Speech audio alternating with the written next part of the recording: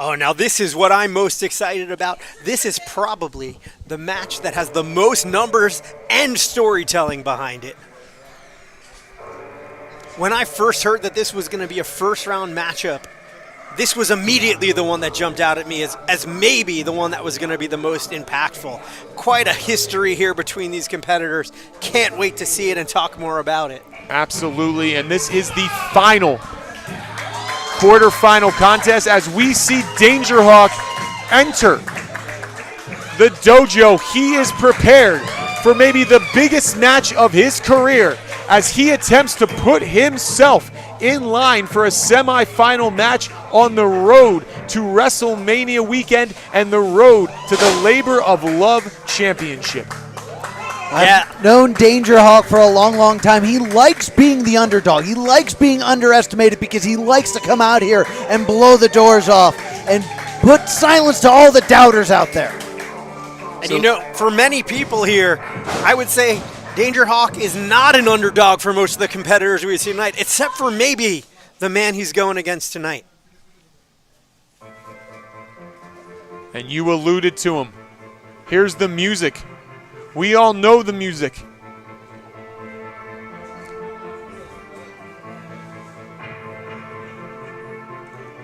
Robbie, you talked earlier about a home field advantage. If there is one, this man has it.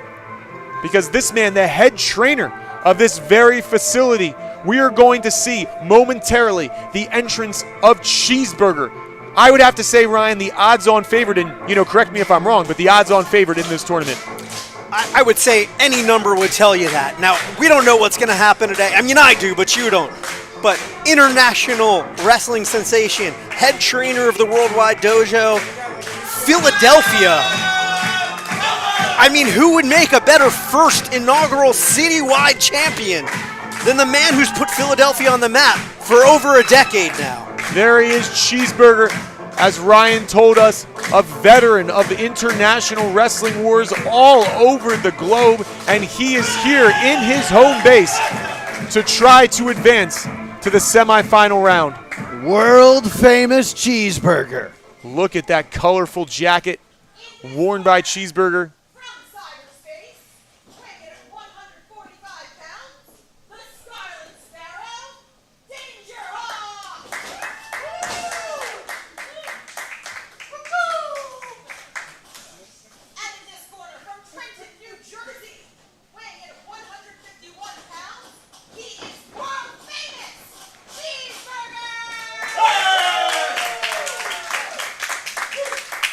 Big pop from the crowd for Cheeseburger. Now, there's something about this match that Cheeseburger takes very personally. Absolutely. And I mean, you know that they're both competing to advance to the semifinals of this tournament, but there is something deeper, as you alluded to, Ryan O'Donnell, because in October 2021, it was a singles match. And for the first time, Danjerhawk beat his trainer, beat Cheeseburger, and then later at Wreckage in the Warehouse, he was pinned again by Danjerhawk. And so you know Cheeseburger is frustrated by having lost to his student twice in succession and is here not only to advance in this tournament, but also earn a measure of revenge and restore the proper student-teacher hierarchy in terms of these two. Great escape there by Danjerhawk. You're in there with your trainer, so it's someone you know very well. They've taught you everything that you know, but not everything that they know. And there's Cheeseburger waving off Danjerhawk. You know, this is a championship tournament, right? We're looking for the first ever citywide champion. But Danjerhawk, he's already got some gold here in the city of Philadelphia. He's the reigning Pro Wrestling Explosion champion, looking to add yet another belt to that collection. And I know a little bit about Pro Wrestling Explosion. I was there the night Bobby Dempsey won the Pro Wrestling Explosion Heavyweight Championship. There's a great lineage to that belt, and Danjerhawk is proud to carry the banner of Pro Wrestling Explosion, but he's looking to add another belt to his resume here by advancing to the semifinals of the Labor of Love Citywide Special Tournament. Side headlock there, locked in by Cheeseburger. And Cheeseburger's talking to his student. I think there maybe you see sort of the vestiges of that rivalry that we were talking about. Good shoulder tackle there. But Danjerhawk refusing to stay down here. Danjerhawk grabs a side headlock of his own, moving into the ropes, both competitors. Irish whip by Cheeseburger, shoulder block by Danjerhawk. And now Danjerhawk showing us the big guns. You can kind of see, though it was a taunt, you could kind of see some pride in Cheeseburger's eyes as he looked up at his protege. Absolutely. And now picking the ankle. Big head of steam. Duck under, leapfrog. Danjerhawk hits the ropes. And a beautiful Hurricane Rana. Drop kick by Danjerhawk. Danjerhawk now back up to his feet. And Cheeseburger might have been laughing a few moments ago, but not laughing right now. Up and over. Off the knees. Into the cover. Only a 2 count. Cheeseburger not going to go down that easily here in front of his hometown crowd. No, it's interesting to watch Cheeseburger constantly trying to quicken the pace. I think he also wants to prove that he can keep up with the speed of Danjerhawk. Absolutely. Cheeseburger always known for his speed, but obviously as you become a veteran and as young people come up behind you, you want to prove that you can hang with that younger generation. So there is pride there coming from the teacher end as well as from the student end. Now working on the wrist, just cranking it back, and look at that odd angle, Scott, that he's got that wrist bent at. Fully in control, locking the joint in place, and now attacking it with the boot. And of course, you also have to know, again, as a trainer, he's probably privy to all of the injuries, all of the weaknesses that Danjerhawk might be suffering from. Even if we, as commentators or the media or the public, does not know about them, you can bet Cheeseburger knows about every single one. Yeah, it seems like he's targeting that left arm. That's a good point there, Robbie. Looks like he's also going after the digits there, working over the fingers, the phalanges.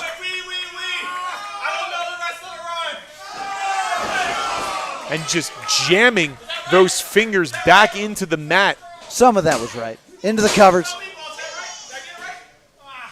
I mean, he's a trainer, not a storyteller. And once again, just going right back to that arm.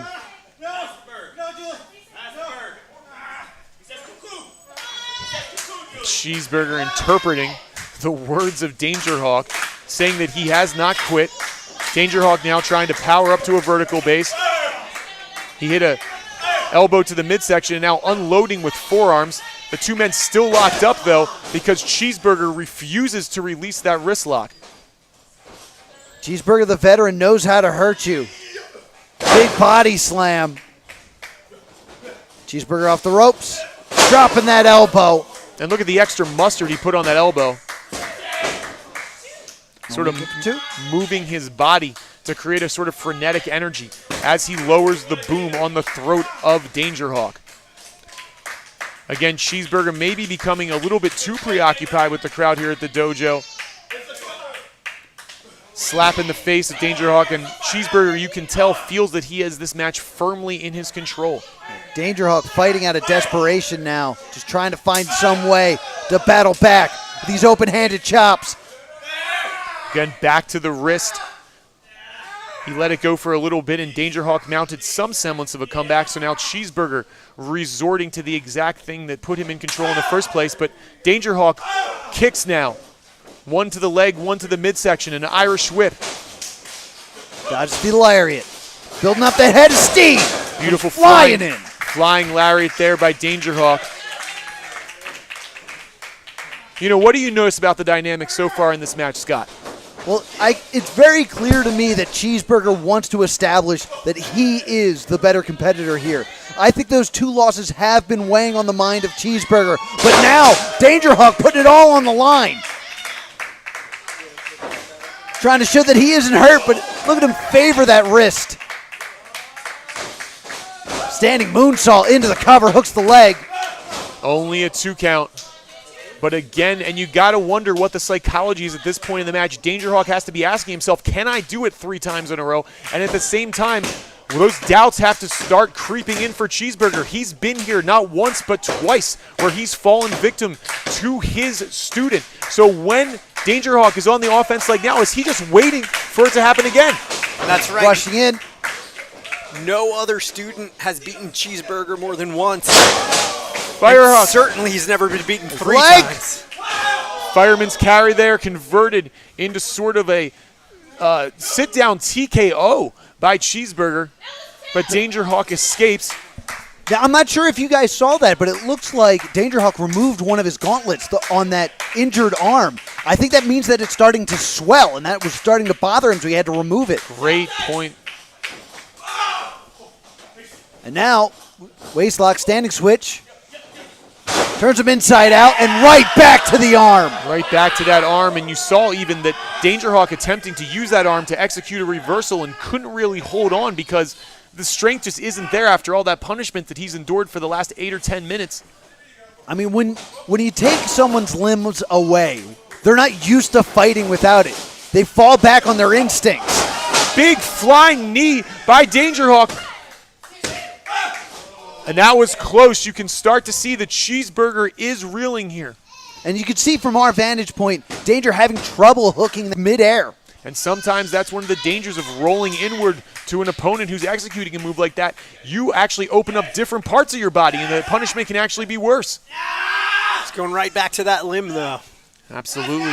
Cheeseburger, whenever he feels lost, whenever he feels like he is in danger, he renews the attack on that arm. Fireman's carry position.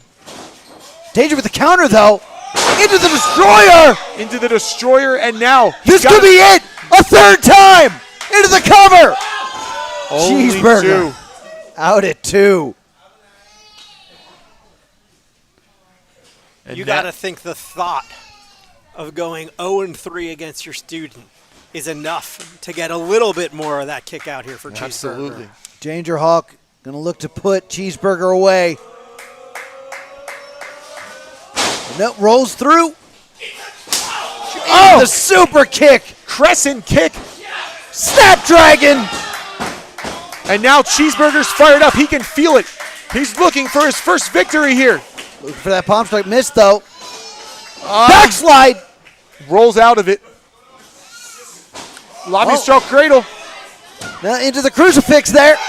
Ooh, Cheeseburger out at the very last second.